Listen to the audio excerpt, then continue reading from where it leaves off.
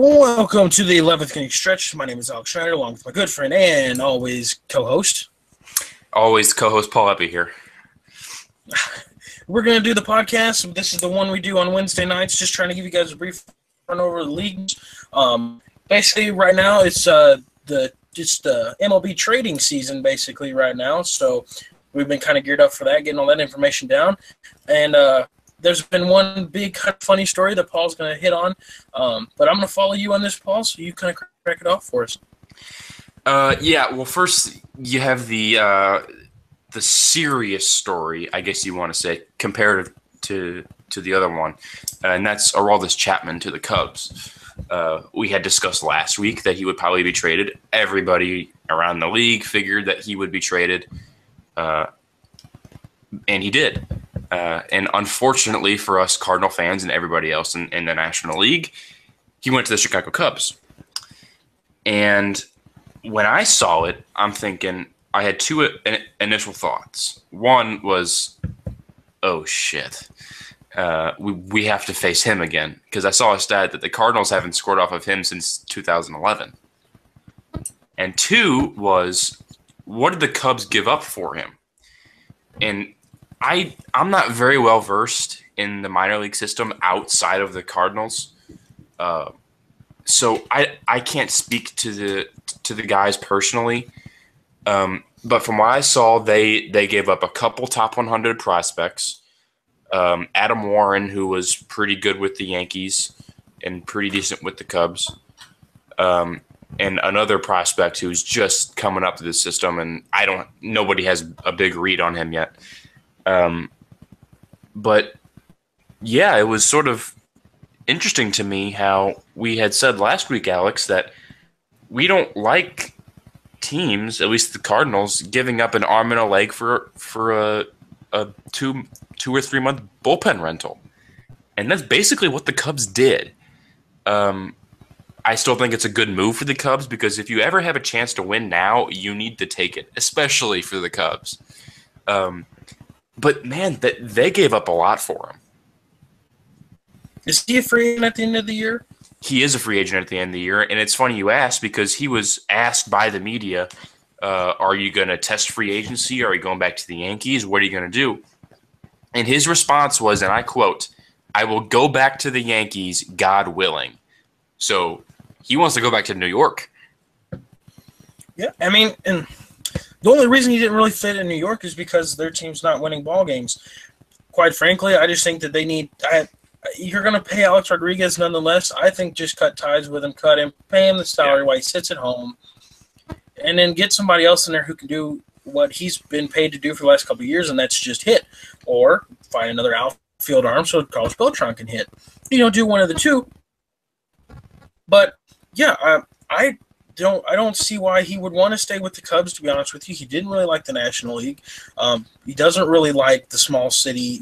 Chicago's not really a small city, but it's nothing compared to New York City. Right. So, yeah, I could see him doing it. And if the Cubs didn't know that going into it, they should have known it. They should have. Yeah, the Cubs are an up-and-coming ball club, but with the history of the Cubs, no one really wants to stay with them, except unless you're Jason Hayward. And, right. And like you said, if you can win, you win now. And I'm kind of giving the crap to the Cubs and all this kind of stuff. But I talked to one Cubs fan, and he really didn't like the fact that Aroldis Chapman went to their team. And I can understand why. I think that if you have a good ball club going, don't change anything too drastic. You're already familiar with everybody, and I'm sure Adam Warren was a well-respected person in the clubhouse on that team. And that just changes mojo of the team. And whether people like to admit it, team chemistry is a huge part in sports in general, and in baseball especially, with being the clubhouse how it is. And chemistry is a good point of it. And I think GMs, they evaluate on baseball, and then they evaluate, can he be a positive impact to our clubhouse? We all know Chapman's character issues in his past. We're not going to go into that. But I will say this. The Cubs look good. Whether you think that they should have done this trade or not because of who they gave up, it is an upgrade to their major league team. It's a big upgrade. Because I don't really care whose team he is on, he is an automatic upgrade to any team. Yeah, and then that's another thing too. I don't really like trades that don't affect the major league roster. If you're not getting major league ready talent right away out of a trade, then I don't think that the trade's worth making. But yeah, I mean, like you said, that's the biggest news coming out of the Cardinal channel that we got going on here, just because affects going to affect the Cardinals eventually. But just real quick, we'll probably hit on that a little bit more once the season goes on, because like you said, he's going to make a huge impact in the Central. I think he's going to make a huge impact in the division. But just real quick, on to some of the more discussion topics. I'm going to hit on a couple things that came over the weekend, and one thing that came over a couple weeks ago, and I totally forgot about it, was Aaron Hill was from the Brewers, actually played well against the Cardinals for the games he was there for, was traded to Boston, and then now there's talks that Boston is interested in Jonathan Lucroy as well with the Indians, and we talked about that last time. And then real quick, a funny trade that actually happened that not the person that was traded, but the story of how things happened was Melvin Upton Jr. to Toronto because the Padres are playing Toronto right now. He was traded, but he can't just live in another country if you're formerly a U.S. citizen. Got to get a passport or a visa somehow, pal. Yeah. Yeah. So he had to, when he found out he was traded, the next day he flew back to the States, got a visa, flew back to Toronto, missed the opening part of the game, so he couldn't start, but was in the Toronto uniform and pinch hit for him the night after or the day after he got all his visas. So like one of my buddies put it, he had a pretty busy day that day. Yeah, and I don't know the exact mileage between Toronto and the nearest border crossing with the U.S., but I would imagine it's a couple-hour drive, or hopping on a plane is no. You don't just hop on a plane willy-nilly. But yeah, that is a weird story, sort of logistically how that worked. It's weird, and he had a busy day. I wish I could get a visa that quick. Apparently, they take a while to process. I wish I could get a visa like that. But anyway, I was never a huge fan of him to begin with, baseball-wise, but he is having a good season, I will admit, and he is an upgrade to that Toronto outfield. That's what's funny, too, because when he was B.J. Upton and was with the Rays, he was pretty good. He was a pretty good outfielder. He was, yeah. When the Rays went to the World Series in 2009 or 8, one of the two, 8, he was one of the best players. Yeah, and then he went and signed a big contract with Atlanta and was awful.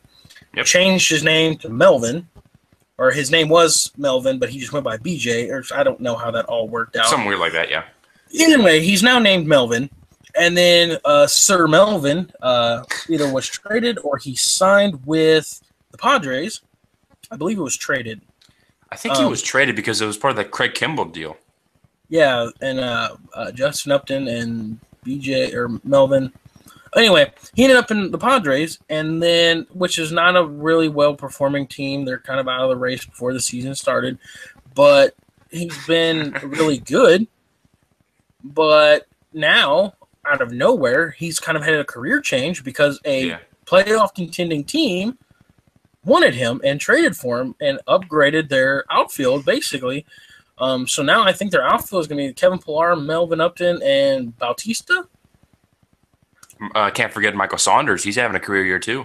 Yeah, and then there's Michael Saunders. So, I mean, they're going to have a really good team. It's just crazy the fact that Melvin Upton Jr., that everybody knew, if you're a Cardinal fan from the Braves, was horrendous. And then now a playoff contending team wants him. And you have to wonder, how much does that affect their performance? Because you go from having pretty much no pressure on you playing for the San Diego Padres to having a boatload of pressure on you playing for the Blue Jays. As you just said, the Blue Jays are in the thick of a playoff race, and there are two other good teams in that division who could very well beat them out. So it's going to be interesting to track his performance from now until the end of the season and see if the playoff race affects him, because I don't even know if he's been on a playoff team since Tampa Bay. No, I don't think so either. I can't think of one. Was he with the Braves when they had that one-game playoff against the Cardinals? I don't really count that. I wouldn't count it, but I don't think he was. I don't know. Don't get me wrong. I'm not trying to badmouth Melvin Upton Jr. Congrats to him going to a good ball club. I hope he does well. I wish him good wishes. It's just, you would think if he was in the U.S., he would basically all he would have to do is if he's playing the team he got traded to, he would just have to switch locker rooms, switch jerseys, and he would be okay. But given the fact he was traded to a team that's out of the country, he had to fly, get a visa, fly, play in a game. So, and then nonetheless, he's still got to go back to San Diego and move all his stuff out of that house and move it into Toronto. Exactly. And that's the thing that's the things a lot of people don't understand is, baseball players get traded, they make a whole bunch of money, but you got to think about it too. They have to uproot their family to move to somewhere else, and sometimes it's really hard. And in this case, it's a different country. Yeah, and I know sometimes baseball players tell their family, hey, finish the school year there. I'll live up here by myself. We'll finish out that school year. Granted, for Melvin Upton Jr., it's the summer. Kids aren't in school quite yet, so they're going to be moving, I'm assuming, and getting stuff they got to get done there. If he has a wife and kids, I don't really know if he does. But yeah, I mean, people don't understand that. Yeah, they make a lot of money, and I'm kind of boo-hooing that the ball players don't get a lot of respect. But just think of that next time somebody gets traded and making a lot of money. They have to uproot the family, and the daughter and the son and the wife aren't making millions of dollars. They have school and they have friends, and they're getting uprooted. But nonetheless, good luck to Aaron Hill, who is now on the Red Sox, and good luck to Melvin Upton Jr. on your future endeavors. And that's all that I have for the trade news. And so I have one quick note that I found on the Cubs trade on their prospects. The Cubs traded a guy named Torres. I'm trying to find his first name. Unfortunately, this CBS article is not conveniently providing it to me. Gleyber Torres. He's only 19 years old. He's hitting 275 in high Class A. He's ranked 27th. 27th by Baseball America and 34th by Baseball Prospectus. So he clearly has a future in the game. He's probably going to be in the major leagues within a couple of years. He's only 19, so give him time, folks. But yeah, like we said, the Cubs gave up a pretty good haul of prospects. Anyway, I have one more quick story for you, Alex, the big one of last week. And it's pretty funny. It's my non-serious one.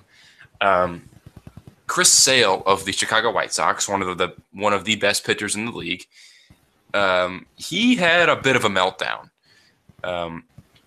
Before last Saturday, I believe, either last Friday or Saturday, he was scheduled to start, and the team was playing in throwback uniforms. Just like the Cardinals wear their baby blue sometimes from the 80s. The White Sox were wearing throwback uniforms. And Chris Sale did not like these uniforms. He thought they were uncomfortable. They thought they possibly hindered his performance. So he decided to take a knife to him. And he's sort of been the butt of jokes around the league this past week, saying, he's just working on his cutter or something like that. But yeah, he was dismissed from the locker room. He did not make his start. He was suspended for 5 days, and he was fined an undisclosed amount of money. And he's scheduled to make his next start, I believe, tomorrow, which is Thursday.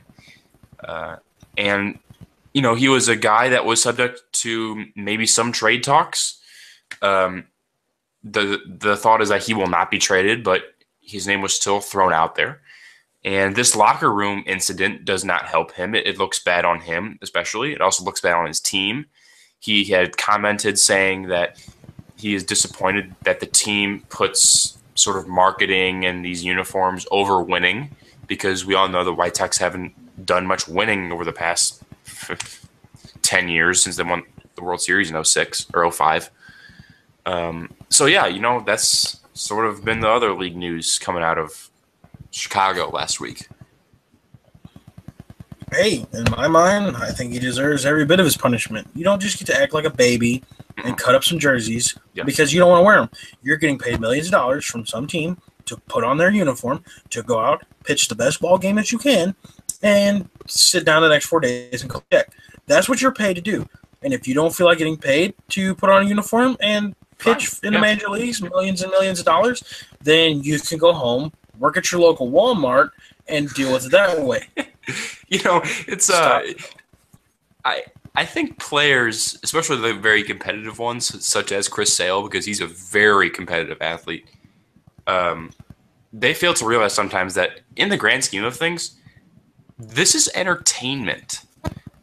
This has no bearing on life. Sometimes I think it's just cool to take a chill pill, relax. But with that said, he said that he's disappointed that they value these uniforms and marketing, all that stuff, all over winning. But guess how the team makes money? The team makes money from selling jerseys and tickets and concessions, and one of their ways to make money is to have these jerseys and then sell them and promote them. And that's how he gets paid. That's how the athletes get paid. So he's essentially doing himself a disservice. Yeah, and that's another thing too. You hit it right on the head. I had an incident, I would say about a year and a half, maybe 2 years ago, about people not understanding that baseball, it's a sport, it's a kid's game, but it's viewed as entertainment. It's viewed as like Jersey Shore, how everybody went nuts over that show. Here's how dumb is that entertainment, but it's still entertainment. Yeah, here's how this just real quick. We're gonna have story time with old Alex here, real quick. Basically, what happened was, I'm not gonna mention names, not gonna mention a place, but Yadier Molina went to watch one of his sons play travel baseball. It was around me, in a surrounding area around me. He was going to watch him play his travel baseball team. Yadier Molina is the star catcher for your St. Louis Cardinals. A busy guy. He doesn't have all this free time, and he took the advantage he had, and he went and watched his kids. That's not wrong. It's not rude. I commend him for wanting to be a dad and have a full-time job as the catcher's backstop. This person, who was once related to me through marriage, very distant, said that she thought it was rude that he came to town of blah, blah, blah, and basically he went there to be seen, to be noticed. He wanted to be in the center of attention. Come on. And she put a huge Facebook post out about it. Now, there's a couple things that I have wrong with this. One, girl, and post on Facebook. Two, it's his son's traveling baseball team. He's going to be a dad to watch his baseball team, to watch his son play baseball, which is what his dad and brothers did to him. Third thing, and the thing that makes me most upset, is Yadier Molina is never the type of player, and has never been the type of player to want the spotlight. Yeah. Has never wanted that in a day in his life. Then she proceeded on saying that they were way overpaid, which to that I agree with. Yeah. But if you do agree with that, you have to look at yourself in the mirror. Because, like Paul said, you pay for tickets, you pay for the jerseys, you pay for the drinks, you pay for food. That all pays the player's salary. They've been getting paid more because more people want to watch. Alex, I don't mean to interrupt you, but just one quick note from me is that if you don't like how much the players are getting paid, then don't watch them on TV. Don't go to any games. And if you go to any games, don't buy food. Don't buy apparel.